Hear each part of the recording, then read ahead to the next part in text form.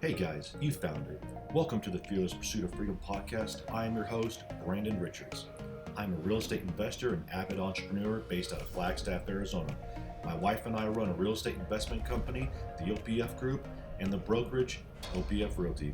We focus on land acquisitions across several states, flip and build homes, acquire and wholesale apartments, and we are now the proud owners of the real estate investor software, Deal Manager Pro. Deal Manager Pro is a real estate investor CRM that we are building based off of our 10 years of experience in the game. Listen in as I interview the nation's leading entrepreneurs and discuss the monumental battles of business and life. Hey guys, it's Brandon. Thanks for coming back on the show. Today, our guest is Kris Reid. I did pronounce that correct. And perfect.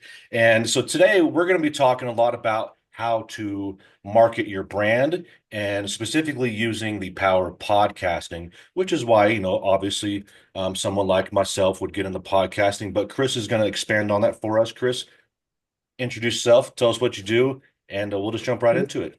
Yeah, thanks, man. Thanks for having me. So, yeah, my name's Kris Reid, founder of Icons Real Estate, the number one real estate podcast network on the planet. And that's exactly what we do: is help real estate professionals, everything from multifamily syndicators, investors, and a whole bunch of real estate agents to grow their business through the power of podcasting. Awesome. Okay. So, well, first, how did you get in, and why do you think that podcasting is a better, or one of the betters, one of the better avenues for marketing your brand versus, let's say, social media or some other form? Yeah, sure. So, I mean, as I was saying just before the recording, is your network equals your net worth, and it's like building those relationships. That's the fundamentals of every business, and social media is, well, just a little insincere. Yeah. Everyone's posting the same crap on Facebook or Instagram or whatever. It gets pretty mundane. But well, let me tell you our little backstory, and it'll give you a great example of, well, how we use podcasting to grow our business and how we still do that. So, you started off, well, I used to be a software engineer many moons ago. Lost my job in the global financial crisis. Went traveling around the world to try and find myself, and ended up in Southeast Asia and built a website and learned the secrets of SEO, search engine optimization. Turned out I was pretty damn good at it. And started providing that as a service for different people. I was like, man, you can do this for everyone. Like I always like the saying, riches are in the niches, even though it should be pronounced niches. Mm. But I couldn't find a niche because I'm like, man, we can do it for everyone. But I eventually got invited on a podcast, Reid, a big multifamily guy, and started learning more about real estate. I knew nothing about real estate to start with. I lived in a house, that was about it. And then I went, man, there's a lot of money in this real estate game. And so we started working with more and more real estate agents. In fact, we worked with one lady, Avery Carl from the Short Term Shop, and she's amazing. In 4 years, she went from $53 million in production, which is pretty okay to start with, to 158 million, to 621, to 1,066,000,000 in a 4 year period. I was like, holy moly. Jeez. And we did the SEO for a website, and she's got a whole bunch of podcasts as well. So if you look her up, you can see how powerful podcasting's been for her. And so that really cemented our foray into real estate. And so that's where we built our brand, Icons Real Estate. And so with SEO, right? SEO is kind of expensive and it takes a long time. So you can only work with people that are quite established, that can afford to spend 5K plus a month. The average agent cannot afford to, have that kind of outlay and wait to get results. It's a fantastic investment, but it takes time and costs a lot of money, which is what most people don't have. And so how we got in front of those people was through our podcast, right? And it works great. And that's what our Icons brand is all about, is celebrating the success of top agents. And so you bring top agents on the show, you interview them, you celebrate their success, and you build those relationships. And that is exactly how we grew our business to be the number one podcast network, and it's how we grow today. Wow. So, okay, so I have a bunch of questions. One of Yeah, your far away. one of your guests was a multifamily investor. And did you brought her on after year four or in year one when she was doing the 58?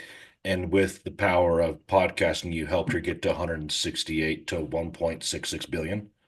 Yeah, so she with the first year she was with us, she did 53 million.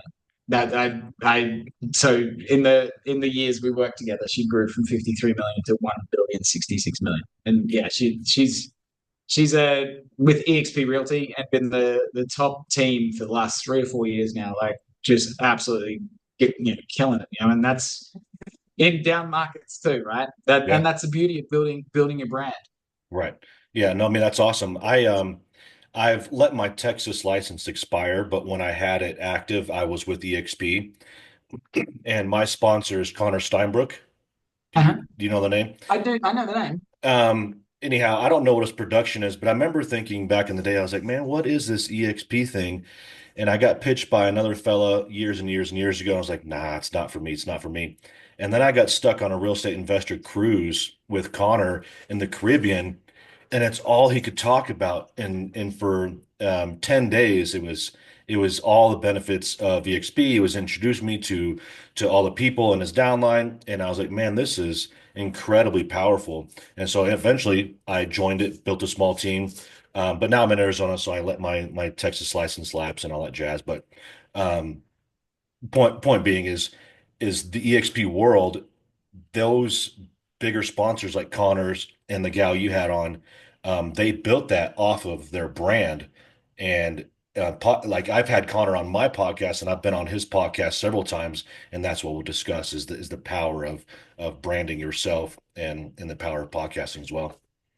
Yeah, I mean, podcasting is just a fantastic way to build your personal brand, to stand out. I mean that's what we teach out at the vast majority of the people that we work with are real estate agents. Hmm. And so how do you differentiate yourself from every other Joe is by making real content. Yeah. And it's like, if you're in Flagstaff, Arizona, and you listen to real estate podcasts, chances are it's because you want to buy a house there, right? It's no one's particularly listening to a residential real estate podcast for fun. Right. And that's the beauty of it too, is you don't need to be Joe Rogan and have a million listeners. If you've got 10 people to listen and three reach out and one buys a house, well, it's way worth doing, right? Yeah. But even if people don't listen to the episode, you get stuff that you can post because you know, uh, the average American resells their house every 7 or 9 years, something like that. Hmm. And you need to stay top of mind that you're the agent to work with, and so you can't just keep posting the same crap on Facebook or Instagram or your newsletter. Buy a house, month after month for years. It gets pretty boring.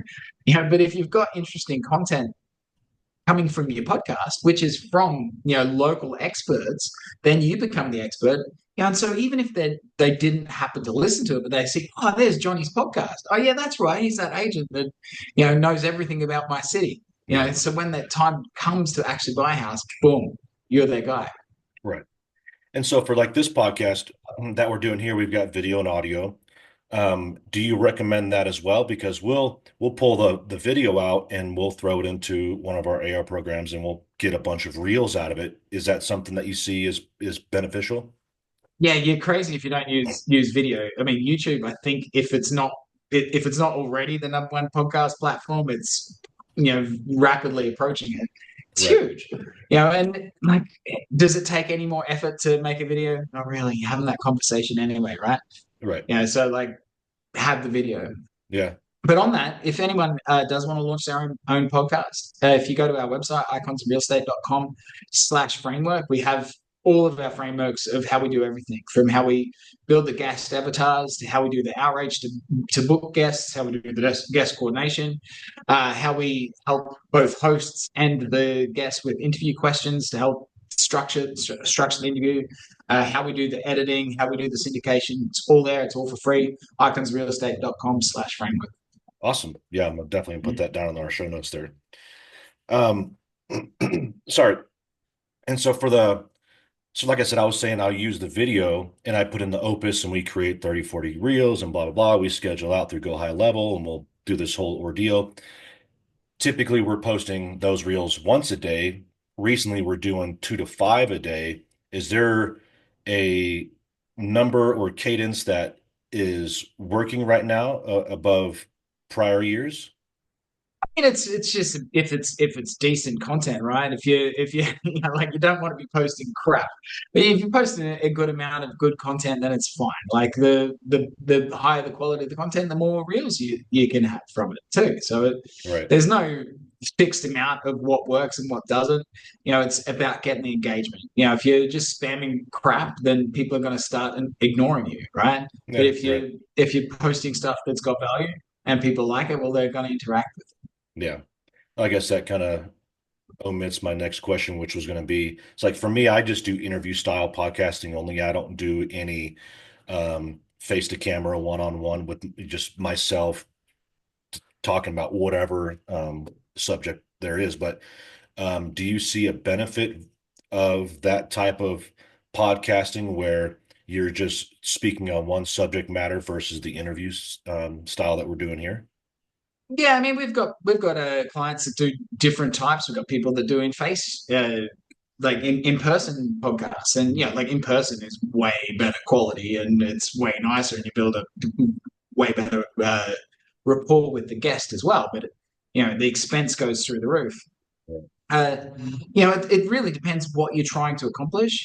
One of our clients that builds, really, they're a builder of really top end luxury homes, and they just interview what their team members. Or it's either the owner of the company interviewing a team member, or one of their team members talking about something. And it just showcases the excellence that they do and how much knowledge they have. But it depends on what your goal is. Most podcasts fail. If you look at how many just real estate podcasts there have been, it's a gazillion. And that's because it's really easy to start. It's really hard to keep going. Right. And that's the reason most people drop is because they don't know how to make money from it. And that's the number one thing, right? Because yeah, we all get busy, life gets hectic, whether it's personal or business at times. But if your podcast is the fuel of your business, you are going to make time for it. And clearly, the ones that stopped, it wasn't the fuel to their business. And so, what we teach our clients to do is that you're building referral relationships. Like that's the number one goal, right? So you think if you're a well, actually, our very first ever podcast client is a probate realtor in Beverly Hills. And he gets most of his work from lawyers, right? And so like the vast majority of his work comes from attorneys that are dealing with a deceased person and then sending the work his way. And so what we worked out is what do those attorneys look like? And then that's your ideal interview target, right? That's who you want to bring on the show. Right. Because you imagine you making a relationship, you do one a week, that's 52 relationships you're building over a year. If just 10% of them send you work, that's 5.2 referrals per year. That already puts you way ahead of most real estate agents, especially in the probate world. Right. And that's before you've even released an episode. That's before you've had any social content or done anything for your newsletter or your website. That's just the referral relationships, and that's how you make sure your website, your podcast is monetized. Just last month, we launched didn't even launch the show yet. It's probably launched by now. I don't deal with the production, but I saw an email come in from the client that they're already getting deals done, and they haven't even launched their show. Right? It's because we need to record a few episodes before we relaunch a show, and their second or third guest, boom, send them a deal. So it's like, man, their podcast already profitable before it's been released. Yeah. And if you focus on that, then everything else is gravy, right? Because you're building 5.2 referral partners per year. That's more than going to make it worthwhile. Then everything else is gravy, right? Yeah. Well, just because obviously I'm a podcaster and I've got some questions now, since I've got an expert in front of me. Is there a recommended, like I'll post a podcast every Monday, assuming I have one. I sometimes I have a nice backlog and I can keep the flow going. Sometimes there's a little bit of a break there, but is weekly sufficient enough, or do I need to ramp it up? Well, I mean, every business is different. We do daily podcasts with our channel. Hmm. So we release 5 a week. We have clients that do, one every 2 weeks, to a couple a week. Like it really depends on the cadence of what you got time for, Yeah. and what you're trying to achieve from it. If you're like most people, one a week is a good cadence. Your audience can struggle to listen to any more than that. Hmm. Everyone's busy as well. But it depends on the market that you're in, what you're trying to achieve from it, how much, like as we were saying, one of the beauties of a podcast is creating all your content for social media. Then you got rich snippets for Instagram, LinkedIn, Facebook. So it's how much of that you need in your market. But yeah, like once a week's usually a good number. Yeah. Yeah. Awesome. Um, so I use a syndication platform called Libsyn. Any pros or con to that one? I've used it since the beginning. It was recommended by a VA that I originally hired 6 years ago, and it's kind of just what I've stuck with. Is that one that you've had personal? Um, have you used that one I, before? I do not personally get involved in the syndication. I Uh, tell you the truth, I don't even know what our team use. okay, They deal with that. even That's the better. nerd part of things. I do the front of camera part of things. Yeah. Okay. Well, that's great. I mean, that means your business is set up to where you don't have to know those things. That's perfect. Yeah. For sure. I mean, that's one of the things that I love about the internet. I live in Spain. I work in the US. Yeah. It's great. My wife's Vietnamese. My children are Vietnamese. We lived in Vietnam for a very long time, and I can live anywhere. Yeah. Take my laptop and take my work and make USD. It's pretty damn Right. good. Yeah, that's sweet. Now, I was going to ask you about Asia because we've been there a couple of times, and that's probably one of my more favorite places to go.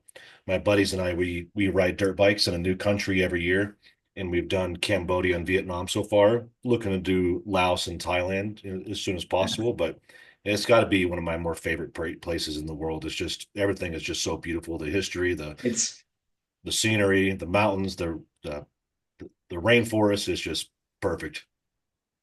Yeah, they're very, very beautiful part of the world. I mean, you go around the temples of Angkor Wat. I lived in Cambodia before I moved to Vietnam. Mhm. It's a special place too. Yeah. Yeah, no, Cambodia was my very first, like, well, I can't say third world. We got into some third world situations out in the jungle, but Cambodia has an imprint on me, not only because of the temples, we went to a few of them, including the one where Tomb Raider was filmed. Is that Angkor Wat?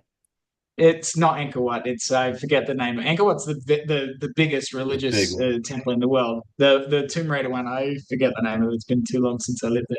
Yeah, yeah. Just a point on that, like third world. You know where Uh-huh. the term comes from? Uh, So during the Cold War, you were either first world meant you were aligned with the US, second world meant you were aligned with the Soviet Union, and third world meant you're neither aligned with the first or the second, huh, which was generally poorer countries in Africa because neither side particularly cared to have them on their team. right. So, Interesting. so now that there's no Cold War, there's really no third world. Okay, yeah, I had no idea. I always just related it to some level of poverty.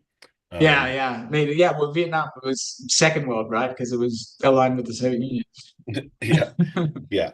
Okay, so maybe I need to think of another phrase for because I do enjoy those types of areas. We've gone to Peru 6 times now, and we go way out in the sticks, and it is very impoverished there. And we go to Nigeria a couple times a year, so um, Yeah.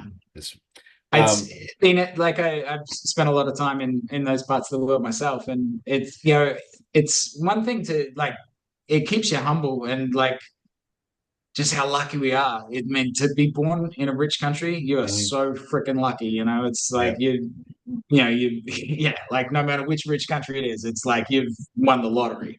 right. So you for one should appreciate that. But I love the people too because they want to work hard and better themselves. Mhm, One thing I find, I'm from Australia, and a lot of Australians, like Australia is so damn rich that it just everyone seems so entitled. It's like everyone deserves a giant mansion and a couple trips around the world every year, and it's like, Mhm. Jesus, dude, like work for it, Right. Yeah. I mean, it sounds like you're speaking about America. Yeah. Yeah, people lose their hunger. Yeah, so like having the opportunity to have an online business, I tend to like to hire people from developing countries, people that have seen poverty, because Yeah. it's like, well, they're hungry, they want to work. Right. Yeah. No, yeah, my VAs are all Filipino, but yeah, I mean, you make a good point there. It's like every time we go to a location like that, you see what little they have and they're always so happy, and you reflect on your own life. You're like, man, I have quite a bit more.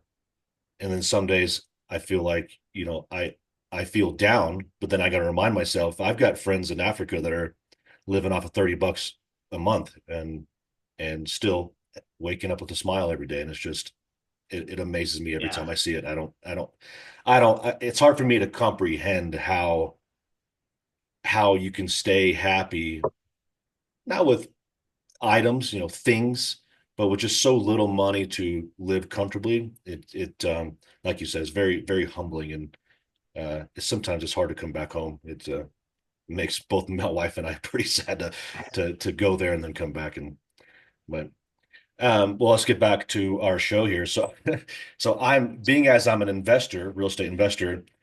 And I do, in the beginning, we talked about some syndicators and raising money. Is there something that you would recommend other than clearly what we're talking about is branding our personal brand to raise money for, let's say, syndications or whatever it is, or business acquisitions? I've had a few of those guys on. Is there something that you would do differently or coach them differently than a realtor? yeah. I mean, it's funny. I recently moved to Spain, Valencia in Spain, and I have a friend here who's from the UK. He's been living in Spain like 15 years or something now, and he flips a lot of properties. I think he did about 10 last year, and he wants to scale it up. Mhm. And so he's bringing on investors to raise capital. And I told him about what we do. He's like, yeah, that's it. He's a personal guy. He's a lot of fun. And so, like, that's a great way to build capital by bringing on the best sort of people that you can raise money from Yeah. to speak to, but also show your industry knowledge around the area and show, like who you're working with, what projects you work with. Like he's a Brit living in Spain, so it's good to make it English based. Like it's a lot of people want to immigrate to Spain from America. I mean, there's so many Americans here, plus British, plus people from all over the world. And by having an English based podcast in Spain, it's like you're instantly number one, right? Because it's Yeah. like and you're speaking directly to that market, and that market is way big enough for you, right? It's like, God, I don't know the numbers, but if you just looked at how many Americans immigrate to Spain every year, it's like, man, it's huge. Like when I was first moving to Valencia, I was searching around like for schools, as you do. I need to find where am I going to put my kids into school, and ended up on a real estate agent's website. And he's got this great article about every private school in Valencia, and he gave a real honest opinion. He's been here for a very long time, and a real honest opinion of everyone. It was really helpful. I'm not sure if he's got a podcast or not, but Mhm. it's straight away you're like build a connection with him. I've had a couple of calls with him. Didn't work out to do any work together, but it's still built that relationship. And that's the same with podcasting. If you're in a local area, geez, you can make stuff about local schools because that shows you as an expert. Plus, anyone that's moving into your area, well, the parents are going to be looking for schools. So Yeah. yeah, like SEO and podcasting go really well together. And in fact, on that, that's another way to get longevity of your podcast. Because one of the problems with posting content on social media or YouTube is like it disappears. Mr. Beast launches a new episode. Sure, it gets 100 million views or whatever, but after a month, it doesn't get any more. And you post a podcast, it's probably not going to get the same amount of views as Mr. Beast, Mm. but next month it's not going to get any more because it's disappeared into the ether. Yeah. But what you can do is make an SEO optimized article about that subject matter. And so, you imagine you're making an episode about schools. So you could even bring in a teacher in the local area. Imagine you didn't know anything about schools. Bring in a teacher and tell us all about the 10 best schools in the area. And you could go through each one by one. Then you put an article on your website that's basically ripped from the podcast, so it's the same content. You embed the podcast. So then when someone's searching, what's the best top 10 schools in Flagstaff? It's like, boom, there's your article. There's your podcast. There you go.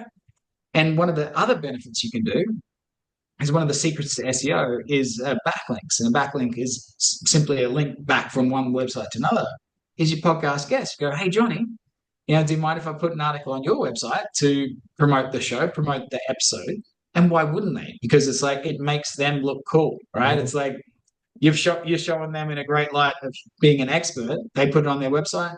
It ranks for, you need to learn a little bit of SEO to do this, or work with someone that does. But find a keyword that's relevant that they can actually rank for, and it pushes all that traffic back to you. And then, even if you're getting just say 10 views a month per episode, like that adds up. Like if you do 52 episodes per year, times that by 10, that's 520 every month. And then like that's way more than most people. And you do that after 2 years, you double it. So you're over 1,000 visitors a month. Like when was the last time you got to speak to 1,000 people at once? It's a lot. And so that's a real good secret of SEO and podcasting, put them together.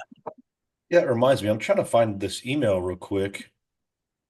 I own a software company as well, and I was at a software mastermind, SaaS Academy, and I was speaking to a guy.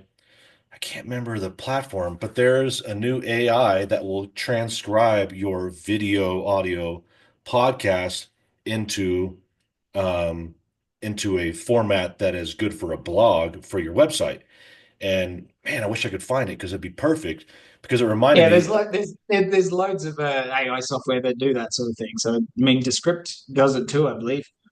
Yeah, I have Descript. That's where I'm recording stuff for the software. But like, it'll take our video here and pull and transcribe it post production versus during. I guess transcribe. I guess Descript would probably do that too as well, huh? I'd have to look into it. But that reminded me, I mean, the power of, well, I don't know anything about SEO. I'm learning it now that I have this software company. It's been a wonderful battle. But getting into the blogging is something that has been quite popular recently. It kind of died down, I felt like, for quite some time. But now that the algorithms are kind of going for 60 seconds reels, 30-second reels, 15-second. Now they're open to 2-minute reels. Now it's going back to having blogs be popular again. It's something that I'm going to email my wife here in a minute to remind me, but we got to get into the blogging for our website as well. But with SEO, it's always been like this.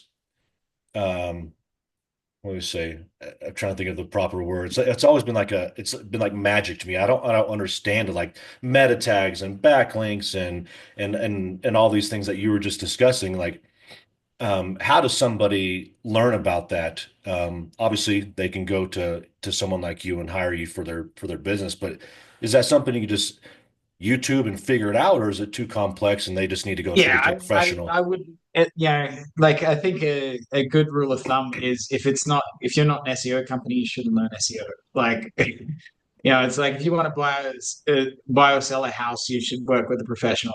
Yeah. It's the same with whatever you do, right? It's like if you get in a legal battle, don't represent yourself. Get a freaking lawyer. Yeah. Yeah. It's the same with SEO. It is tricky. It is hard. I know enough to talk a game, but like the nerds walk circles around me. It's hard. Yeah. And if it was so easy, then everyone would do it. Right. So if you're paying peanuts, you probably work with someone that's not worth having because the most people in SEO, like I've been to a gazillion SEO conferences. I have lots of friends with SEO businesses.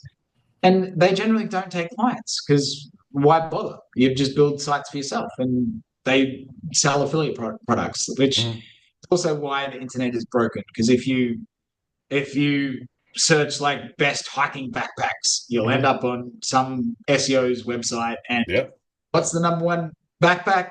the one that pays the highest commission. Right. No, I've noticed that with just about any new thing I want to buy. You do a little research, you end up on that site where they've got a list of 6 of them, and they're always linked with their affiliates. So Yeah, it's hard to it's really determine hard. which The one you want. Google's so broken, and it's very broken. And hopefully, this AI revolution is going to clean up the internet a little. Yeah. Yeah. Well, I mean, we'll see. We'll see how that goes. Well, man, it's been great having you on.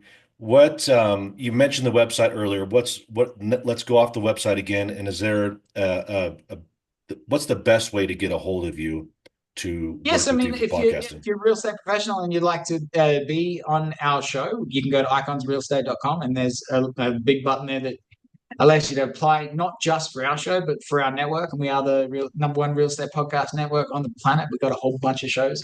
So even if you're a multifamily guy and you're looking to get across a whole bunch, you can Mhm. talk to our team. We can put you on multiple shows, or an agent that wants to build your authority. We're always looking for superstar guests. So check out iconsrealestate.com.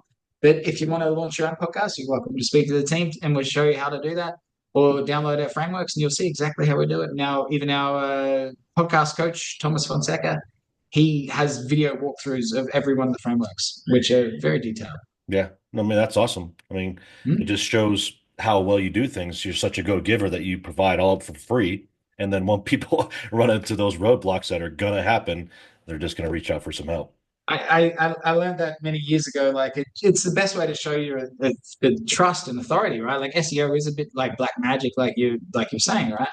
So if you can show everyone this is what we do, this is how we do it, Hmm. and it is hard. And then they go, well, do you want to do it yourself? It's like, you show someone how to bake a cake, and they go, well, there's a cake over here. Would you like to buy the cake, or you can just take the Hmm. recipe? Yeah, Yeah, right. Yeah. Yeah, for me recently it's been well, I could probably spend some time learning it, but what's the cost of time lost trying to learn that versus just getting it done? And that's just been something I've really been drilling into my own brain these past couple of years. Like, Brandon, stop trying to learn every damn tool in the belt because somebody else is going to do it better anyways. that's But right. That's how you leverage business growth. yes, sir. Well, I appreciate you. Thanks for coming on. Go have fun with your kids. We'll talk to you later. Thanks, sir. See ya. Hey guys, hope you enjoyed today's content. I want to thank you all for listening in. And as the great Les Brown stated, if you are not pursuing your dreams, you are literally committing spiritual suicide. We'll catch you on the flip side.